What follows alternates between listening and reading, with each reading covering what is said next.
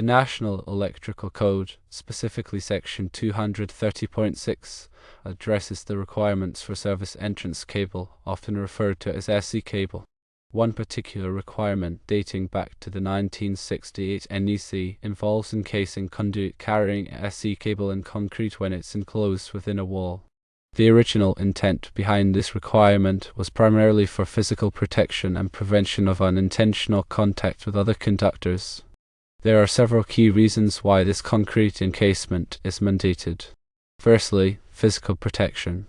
Concrete encasement provides a robust barrier against physical damage. In walls, cables are vulnerable to being punctured or damaged by nails, screws, or other objects used during construction or renovation. The concrete acts as a shield, preventing these objects from directly impacting the cable and potentially causing a short circuit or other electrical fault. Secondly, electrical safety. The concrete encasement plays a crucial role in preventing electrical shock hazards. By encasing the conductors, it ensures that they are not readily accessible within the wall. This reduces the risk of accidental contact with live wires, which could result in a dangerous electrical shock. Thirdly, arc mitigation. In the event of an electrical fault, such as a short circuit, an arc flash can occur. This is a dangerous phenomenon that releases a significant amount of energy in the form of heat and light. Concrete encasement helps to contain and mitigate the effects of an arc flash. The concrete can help prevent the spread of flames and arc flash energy, reducing the risk of fire and injury. Fourthly, fire resistance. Concrete is a non-combustible material that offers significant fire resistance. By encasing the cable in concrete, you enhance its ability to withstand high temperatures and flames. This can help prevent the cable from melting or igniting in the event of a fire, which could contribute to the spread of the fire. From an enforcement perspective, there are several benefits to upholding this requirement. 1. Improves safety. Enforcing the concrete encasement requirement ensures a higher level of electrical safety for building occupants.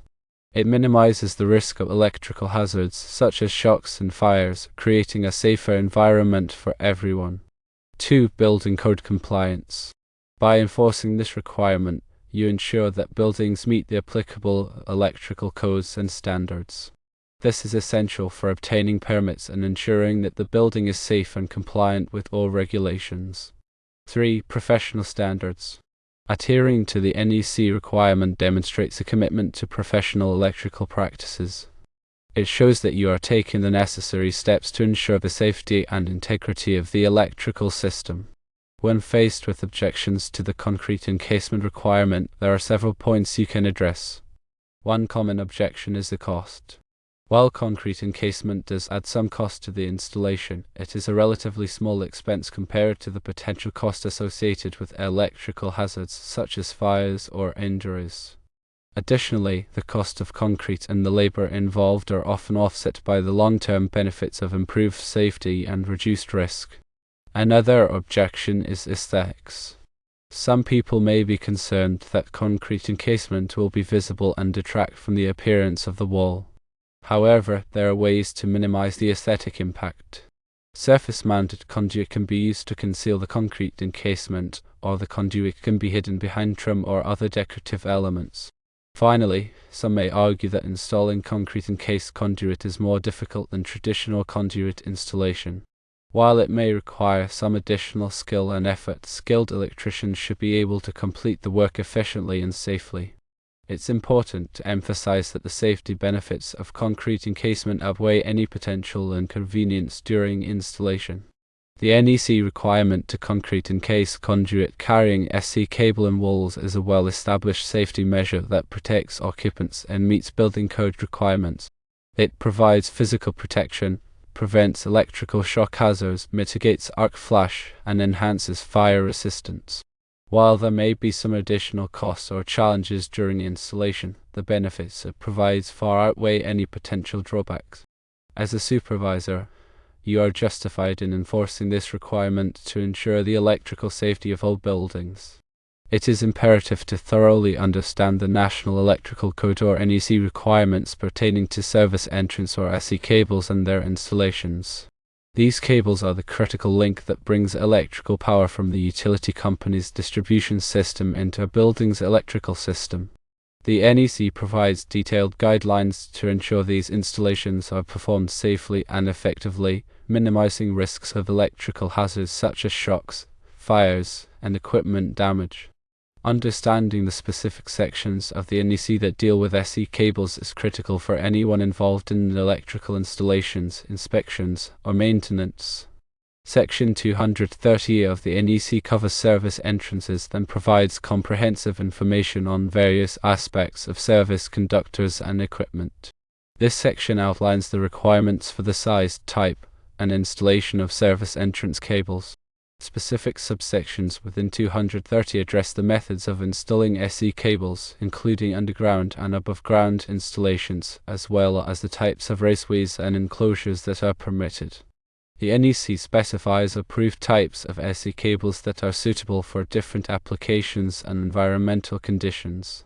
These cables are designed to withstand the rigors of outdoor exposure, including sunlight, moisture, and temperature variations. The NEC also sets forth requirements for the ampacity or current carrying capacity of SE cables, ensuring that they can safely handle the electrical load without overheating. Ampacity is determined by several factors, including the cable's size, insulation type, and installation method. The NEC provides tables and guidelines for determining the appropriate ampacity for various SE cable configurations. Grounding is a crucial aspect of electrical safety, and the NEC mandates specific grounding requirements for service entrances. Proper grounding helps to prevent electrical shock hazards by providing a low impedance path for fault currents to return to the source. The grounding system must be effectively connected to the building's grounding electrode system, which typically includes grounding rods, metallic water pipes, or other approved grounding electrodes. Overcurrent protection is another critical safety feature required by the NEC for service entrances. Overcurrent protection devices, such as circuit breakers or fuses, are designed to protect the electrical system from excessive currents that could cause overheating, fires, or equipment damage. The NEC specifies the appropriate size and type of overcurrent protection devices based on the ampacity of the SE cables and the connected load. The NEC provides detailed requirements for the physical protection of SE cables to prevent damage from external factors. This may include encasing the cables in conduit, protecting them from mechanical damage, and ensuring that they are properly supported and secured. The NEC also addresses the protection of SE cables from environmental factors such as moisture, sunlight, and corrosive substances. The NEC may require SE cables to be installed at a raceway, which is an enclosed channel designed to protect the cables from physical damage and environmental factors. Common types of raceways include rigid metal conduit, electrical metallic tubing or EMT, and non-metallic conduit. The NEC specifies the types of raceways that are permitted for different applications and environmental conditions. The NEC also addresses the clearance requirements for SE cables to ensure that they are installed safely away from other objects and structures. Clearance requirements vary depending on the voltage of the cables and the location of the installation. The NEC specifies minimum clearances from buildings, trees, and other objects to prevent electrical hazards.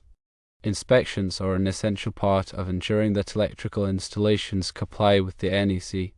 Electrical inspectors are responsible for verifying that the installation meets all applicable code requirements and that it is safe for use.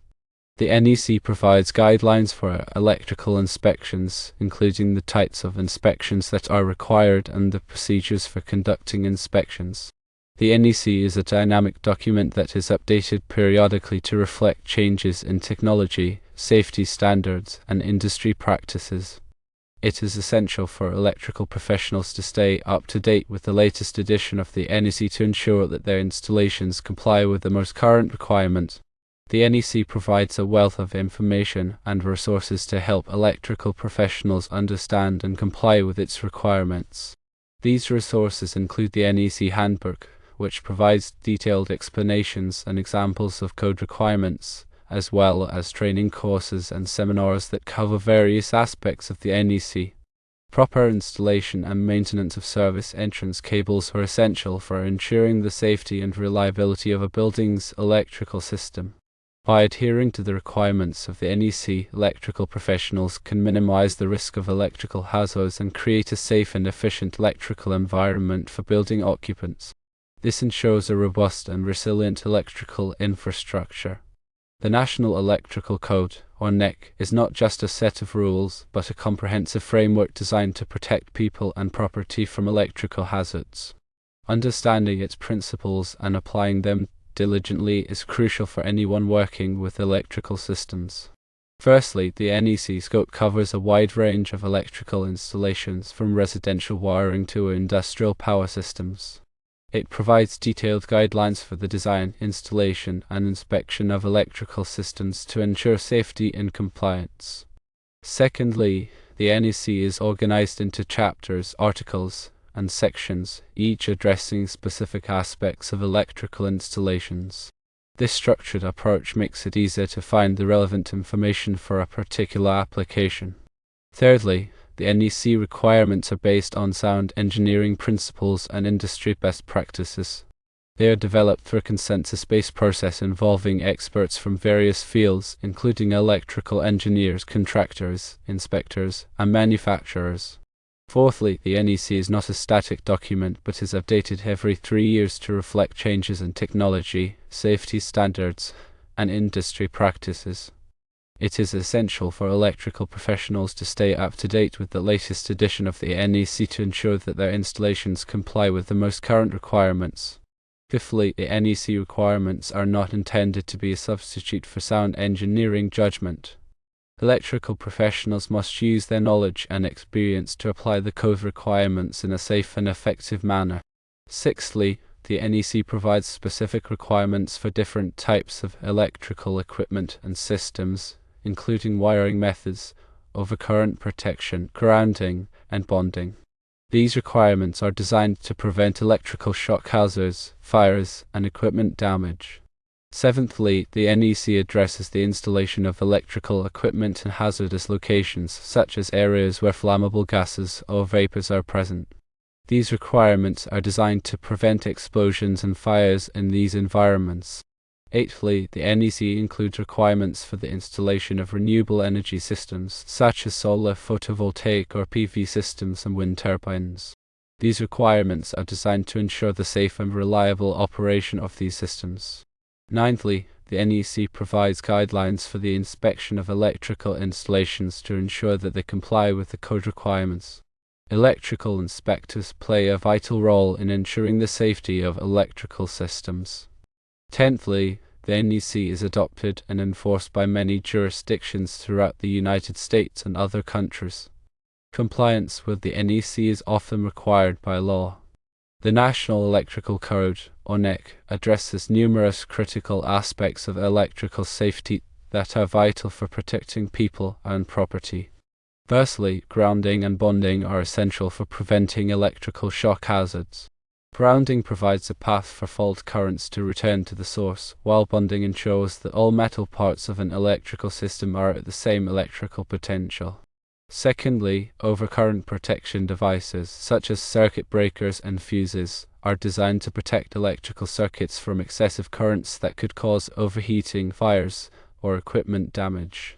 Thirdly, wiring methods, including the types of conductors, raceways, and installation techniques, are specified to ensure the safe and reliable distribution of electricity. Fourthly, the NEC addresses the installation of electrical equipment in hazardous locations, such as areas where flammable gases or vapors are present. These requirements are designed to prevent explosions and fires.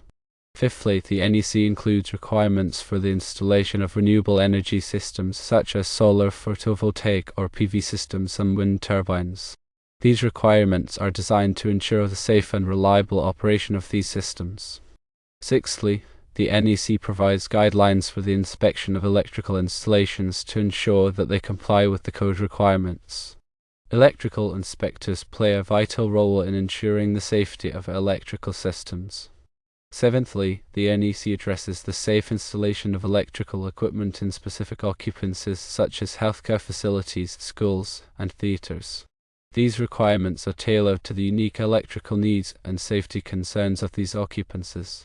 Eighthly, the NEC includes requirements for the installation of emergency power systems, which provide backup power in the event of a power outage. These systems are essential for maintaining critical services, such as lighting, fire alarms, and life support equipment. Ninthly, the NEC addresses the safe installation of swimming pools, spas, and hot tubs. These requirements are designed to prevent electrical shock hazards in and around these water features. Tenthly, the NEC provides guidance on electrical safety in the workplace, including lockout/tagout procedures, personal protective equipment or PPE, and training requirements. The NEC focus on electrical safety is paramount, as electricity can be dangerous if not handled properly. Understanding and adhering to the NEC requirements is essential for all electrical professionals.